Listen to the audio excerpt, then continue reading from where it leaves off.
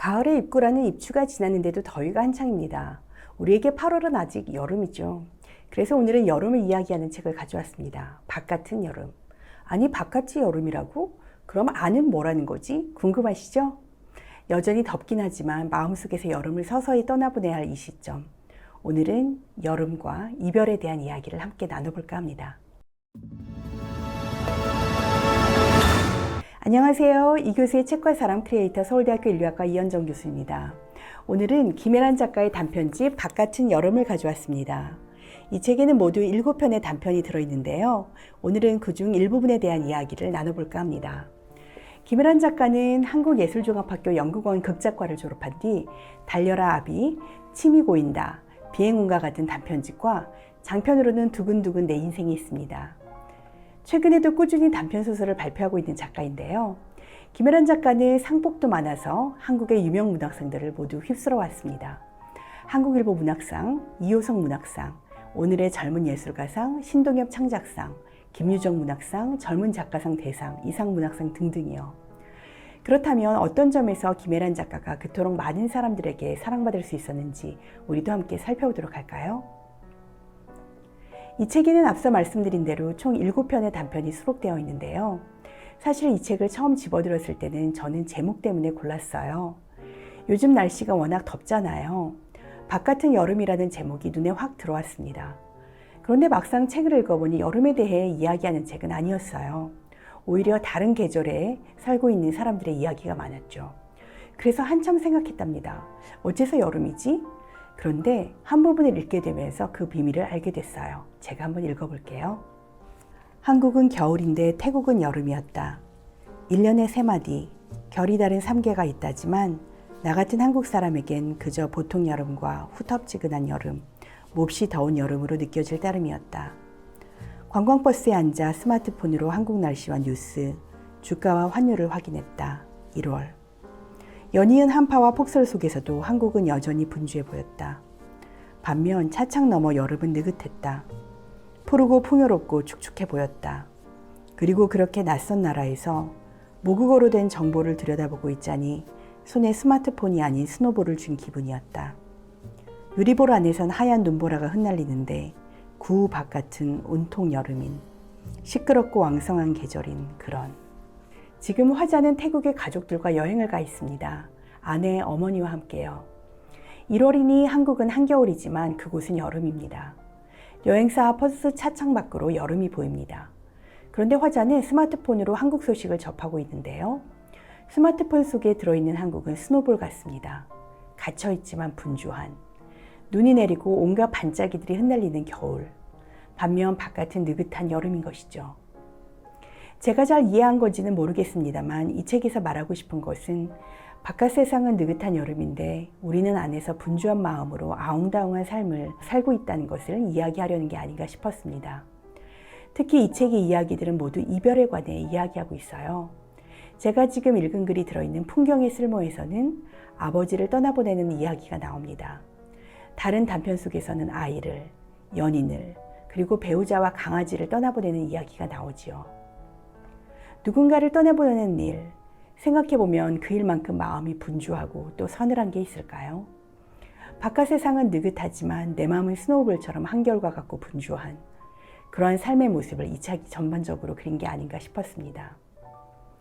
저는 첫 번째와 두 번째 단편이 제일 마음에 깊은 여운을 남겼는데요. 그 글들에 대해서 각각 소개를 드리고자 합니다. 먼저 첫 번째 글은 입동이라는 제목의 단편입니다. 주인공 여자는 널브러져 있는 부부를 도와주러 온 시어머니가 실수로 엎은 복분자액으로 인해 부엌의 벽지를 망치고 맙니다. 그 벽지는 처음으로 집을 사게 된 두 사람이 직접 올리브색을 주문해 붙인 벽지입니다. 이 집은 이들에게 아주 특별합니다. 한국 사람들 대부분에게 집이 그러하듯 집을 장만한다는 것은 이제 누군가의 소유에 갇힌 집에 얹혀 살면서 눈치를 볼 필요가 없다는 것을 뜻하기도 하고 자기 맘대로 그 공간을 꾸밀 수 있다는 것을 의미하기도 합니다. 이제 우리 가족이 안착을 했다는 의미도 있습니다. 이처럼 집이라는 건 설령 그 집이 절반 이상의 빚을 내어 산 집이라고 하더라도 남다른 의미를 갖는 것입니다. 제가 한 부분을 읽어보도록 할게요. 입주 전 아내는 제일 먼저 그 벽부터 손봤다. 동네 인테리어 가게에 들러 부엌과 거실 벽은 모두 흰색으로 하되 개수대와 마주한 면은 올리브색 종이를 발라달라 주문했다. 흰색 공간에서 올리브색 벽면은 단연 포인트가 됐다. 아내 말대로 눈맛도 시원하고 집이 넓어 보였다. 아내는 그 벽 아래에 4인용 식탁을 놨다. 무광택 미색 다리에 엷은 gam빛 상판을 얹은 따뜻한 느낌의 식탁이었다. 우리는 그걸 밥상 겸 찻상 그리고 책상으로 썼다. 아내는 식탁 한쪽에 전기주전자를 비롯해 녹차와 허브차 티백, 종합 비타민제, 견과류를 올려놨다. 투명 용기에 담은 허브와 보는 것만으로도 왠지 으쓱한 기분이 드는 커피 그라인더를 나란히 두는 일도 있지 않았다. 우리는 그 4인용 식탁에 둘러앉아 매일 밥을 먹었다. 드물게 손님이 오면 거실에 상을 폈지만 우리끼린 대개 식탁을 이용했다. 우리 부부는 등받이가 없는 벤치형 의자에, 영우는 유아용 접이식 식탁 의자에 앉아 숟가락을 들었다. 아내와 나는 식탁에서 영우를 먹이고 혼내고 어이없는 말대꾸에 그만 허탈하게 웃어버리고 그 와중에 권위를 잃지 않으려 재빨리 엄한 표정을 짓곤 했다. 영우는 거기서 젓가락질을 배우고 음식을 흘리고 떼쓰고 의자 아래로 기어들어가고 울고 종알종알 분홍 혀를 놀려 어여쁜 헛소리를 했다. 그러니까 거기 4인용 식탁에서, 식탁과 맞붙은 산뜻한 올리브색 벽지 아래서, 집 앞 어린이집에서 보내온 복분자액은 바로 거기 튄 거였다. 이처럼 가족의 작은 기적들과 사건들과 삶이 이루어진 그곳에 어린이집에서 보내온 복분자액이 튄 것은 그저 하나의 작은 실수나 사건에 불과한 게 아니었습니다. 왜냐하면 지난봄 두 사람은 아들 영우를 잃었기 때문이죠. 영우는 후진하는 어린이집 차에 치여 그 자리에서 숨졌습니다. 52개월, 봄, 여름, 가을, 겨울, 사계절을 5번도 채 보지 못한 상태였습니다. 결국 회사를 그만뒀지만 받은 보험금을 단 한 푼도 쓸 수 없었던 영우 엄마. 그러던 어느 날 그녀는 남편에게 도배를 하자고 합니다. 밤 12시가 넘어서요. 그리고 두 사람은 도배를 하다가 발견합니다. 식탁 옆 벽 아래에 영우가 자기 이름을 쓰다만 흔적을. 아내는 한 손으로 영우가 직접 쓴, 아니 쓰다만 이름을 어루만졌다. 순간 어디선가 영우가 다다다다 뛰어와 두 팔로 내 다리를 감싸 안을 것 같았다. 토닥토닥 그런 건 어디서 배웠는지 제 엄마 등을 말없이 두드려 줄 것도 같았다. 하지만 그런 일은 일어나지 않았다. 앞으로도 절대 일어나지 않을 터였다. 그 단순한 사실이 가슴을 아프게 후벼 팠다. 나는 결국 고개를 숙이고 말았다. 부엌 바닥으로 굵은 눈물방울이 툭 흘러내렸다. 하지만 그 순간조차 손에서 벽지를 놓을 수 없어, 그렇다고 놓지 않을 수도 없어 두 팔을 든 채 벌서듯 서 있었다. 물먹은 풀이 내 몸에서 나오는 고름처럼 아래로 후두둑 떨어졌다. 한파가 오려면 아직 멀었는데 온몸이 후들후들 떨렸다. 두 팔이 바들바들 떨렸다. 제가 인용한 부분만으로는 이 글의 감동을 다 전할 수가 없어서 너무 아쉽습니다. 맨 앞부분에는 이 부부가 새로 집을 얻고 그리고 그 집을 꾸미는 아주 밝은 기운의 이야기가 나옵니다. 그러다가 갑자기 반전이에요. 영우가 어린이집에 차에 치여서 그만 죽고 말죠. 그 이후로 이 부부의 삶은 완전히 바뀝니다. 이 집으로 이사 왔지만 그 집에서 기대했었던 미래가 한꺼번에 무너져 내린 것이죠. 그리고 이상하게도 그 어린이집에서는 자신들이 갖게 된 좋지 않은 이미지를 관리하기 위해서인지 복분자액을 그 아이들의 부모들 집으로 보내게 되는데요. 실수로 영훈의 집에게도 오게 됩니다. 그러다 보니 이 부부는 그 복분자액을 쳐다보기도 싫었는데요. 그 복분자액을 한쪽 구석에 처박아 뒀는데 부부를 도와주러 온 시어머니가 그 복분자액을 보고 마시려 하다가 그만 올리브색 벽지에 튀게 된 것이죠. 이러한 사연들은 너무나 가슴이 아픕니다. 한편으로는 눈물나게 짠하지만 다른 한편으로는 리얼한 글인데요. 단지 아이가 죽은 엄마의 마음뿐 아니라 우리 주변의 이웃들이 어떻게 사랑하는 이를 잃은 사람들을 다루는지에 대해서도 잘 나와 있어요. 예를 들어서 영우 엄마는 처음에는 주변 사람들에게 매우 불쌍하고 가슴 아픈 존재로 다루어집니다. 그렇지만 얼마 있다가는 어머 그 사람 집 보험금을 얼마나 받았대 라는 이야기가 들리기도 하고요. 또 그 사고가 사실은 잘못된 사고가 아니었다는 그러한 거짓 소문도 퍼지기 시작합니다. 또 사람들은 어떻게 아이가 죽은 집에서 저렇게 아무렇지도 않게 걸어 다니지, 움직이지, 웃지, 울지, 이러한 모습들에서 뒷담화를 하기도 하죠. 이 모습은 우리가 많은 재난을 겪으면서 또 실제 현실 속에서도 많이 보게 된 그런 모습인데요. 참 아픈 이야기입니다. 어째서 우리는 이웃의 슬픔에 대해서 같이 공감해 주기보다도 그렇게 그들이 겪은 불행을 기뻐하거나 아니면은 음흉하게 즐거워하거나 아니면 비웃거나 뒤에서 뒷담화를 하는 모습을 가져야 되는지, 그런 모습을 가지는 사람에 대해서 참 가슴 아픈 생각도 듭니다. 이제 다음 이야기로 넘어갈까 합니다. 제가 두 번째로 소개드릴 단편은 이 책의 두 번째로 실린 단편, 바로 노찬성과 에반입니다. 제목이 독특하죠? 맨 처음에 이 제목을 보았을 때는 이게 도대체 무슨 뜻인가 했습니다. 사람 이름인 것 같기도 하고 로봇 이름인 것 같기도 하고 무슨 이야기일지 도통 감을 잡을 수가 없었죠. 그런데 이야기를 읽어가면서 알게 되었답니다. 노찬성이라는 초등학생과 에반이라는 강아지라는 것을요. 앞서서 제가 이 책은 전체적으로 이별, 즉 헤어짐에 대한 이야기를 담고 있다고 말씀드렸는데요.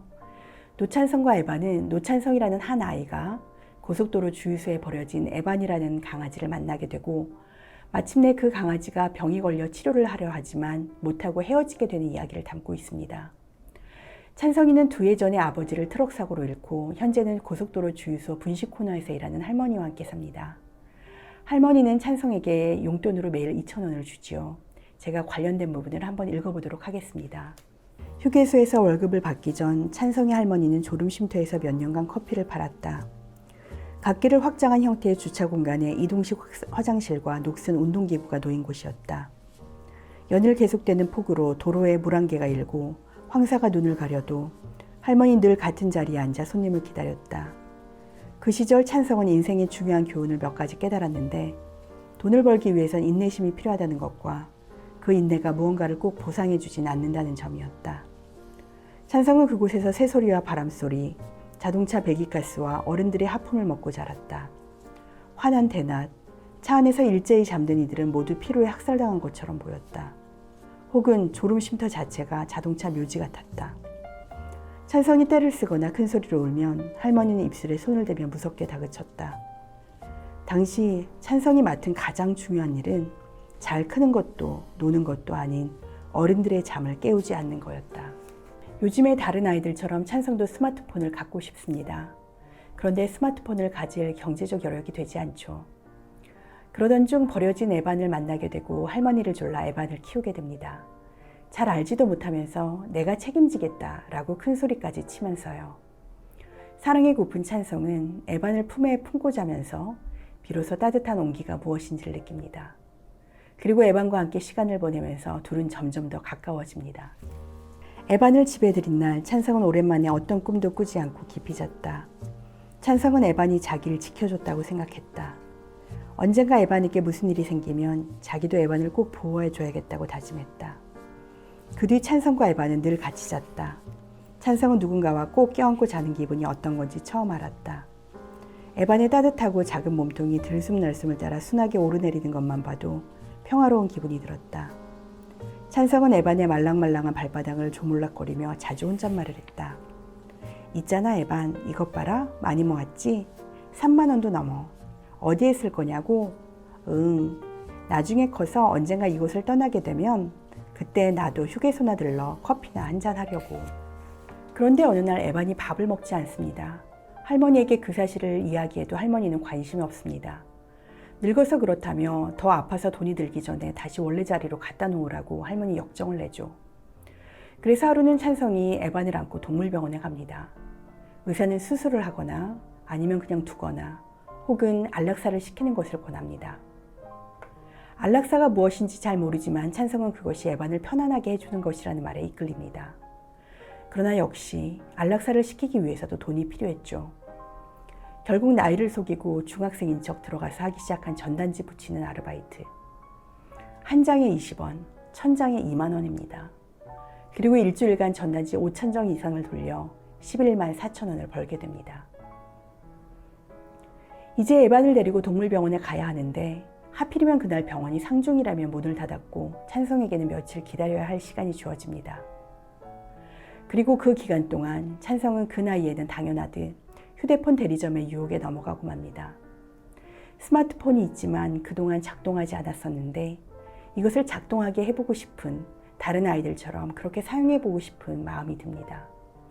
그래서 스마트폰에 유심칩을 넣고 또 이틀 뒤에는 액정 보호 필름을 사서 붙이고, 그리고 에반이라는 이름의 배경인 터닝 메카드 제품을 삽니다. 마지막으로 미안한 마음에 에반에게 주려고 핫바를 하나 삽니다. 이제 돈은 67,000원 밖에 남지 않았습니다. 조금만 하다가 안락사를 하기 위해서는 10만 원이 필요한데 그보다 턱없이 부족해져 버린 것입니다. 핫바를 사서 돌아왔지만 에반은 어디론가 가고 없습니다. 에반을 찾으러 돌아다니지만 찾을 수가 없습니다. 그때 주유소 쓰레기통 옆의 자루에서 선홍색의 피가 천천히 새어나오는 것을 발견합니다. 혹시 그 자루 속에 든 것이 에반의 몸뚱아리가 아닐지 불안한 마음이 들지만 불안 때문이라도 그것을 열어볼 엄두를 내지 못합니다. 그때 주유소 청년들이 말합니다. 어떤 개가 일부러 도로로 뛰어들었다고. 여러 생각을 많이 하게 만드는 마지막 부분을 읽어보도록 하겠습니다. 주위는 더 어두워졌다. 찬성이 뻣뻣하게 굳은 몸을 이끌고 고속도로 옆 비포장길을 걸어 나갔다. 몇몇 차들이 시끄러운 경적을 울리며 찬성 옆을 휙휙 지나갔다. 찬성이 고개 숙여 제 손바닥을 내려다봤다. 휴대전화 손전등 기능을 너무 오래 사용한 탓에 기기에서 열이 났다. 손바닥에 고인 땀을 보니 문득 에반을 처음 만난 날이 떠올랐다. 손바닥 위 반짝이던 얼음과 부드럽고 차가운 듯 뜨뜻미지근하며 간질거리던 무엇인가가. 그렇지만 이제 다시는 만질 수 없는 무언가가 가슴을 옥죄었다. 하지만 당장 그곳의 이름을 무엇라 불러야 할지 몰라 찬성은 어둠 속 갓길을 마냥 걸었다. 대형 화물 트럭 몇 대가 시끄러운 경적을 울리며 찬성 옆을 사납게 지나갔다. 머릿속에 난데없이 용서라는 말이 떠올랐지만 입 밖에 내지 않았다. 찬성이 선 데가 길이 아닌 살얼음판이라도 되는 양 어디선가 쩍쩍 금 가는 소리가 들려왔다. 찬성에게 용서라는 말이 떠오른 것은 에반에게 용서를 빌고 싶은 그런 마음이 들었기 때문일 것입니다. 가슴에서 울컥 올라오는 것은 미안함 때문일 수도 있고 또 죄책감 때문일 수도 있겠죠. 하지만 어린 찬성이기에 그것이 무엇인지 정확히 알지 못합니다. 그리고 자신이 돈을 가지고 휴대폰 액정 필름을 사고 또 휴대폰에 유심칩을 넣었던 것이 그렇게 잘못된 것인가 하는 아쉬움도 있을 것입니다. 사실 찬성이 에반을 바로 병원에 데려가지 않은 게 아니라 병원 문이 하필 그때 닫았고 며칠 기다리는 동안에 아직 초등학생인 찬성은 여느 아이들처럼 휴대폰과 터닝 메카드의 유혹을 참지 못했을 뿐입니다. 누가 찬성을 비난할 수 있을까요? 네, 오늘은 김혜란 작가의 소설집 바깥은 여름에서 일부분의 내용을 가지고 이야기를 나누어 보았습니다. 우리에게 이별이란 누구나 두려워하기도 하고 하고 싶지 않은 일이기도 하지만 또 어찌할 수 없는 것이기도 합니다. 평생 이별하지 않고 살면 좋겠지만 그런 삶은 불가능하죠. 우리 스스로도 언젠가는 세상과 이별해야 합니다. 때로는 우리에게 닥친 이별이 우리가 예상하지 못한 방식으로 이루어집니다. 갑자기 사고로 아이를 잃는 경우도 그렇고 부모님이 기대보다 일찍 돌아가실 때도 그렇고 어느 날 문득 친구의 부음을 듣게 되는 경우도 있지요. 그럴 때 우리 마음은 복잡합니다. 그 사람과의 기억들을 채 정리할 시간조차 갖지 못한 채 어쩔 때는 그만 빨리 잊어버리기를 강요당하기도 하지요. 김혜란의 소설들은 이별에 대해 덤덤하지만 깊이 있는 이해를 보여주고 있는데요. 마지막으로 여러 생각을 하게 만들었던 한 부분을 읽으면서 마무리를 하고자 합니다. 이상하게 들릴지도 모르지만 제이야, 어른들은 잘 헤어지지 않아.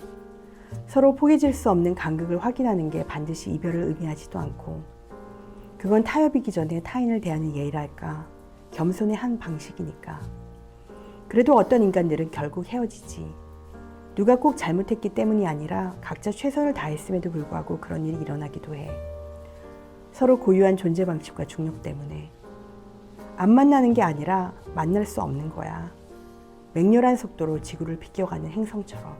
네, 맹렬히 비껴가는 행성처럼 우리는 그렇게 안 만나는 게 아니라 만날 수 없는 그러한 관계가 되기도 합니다.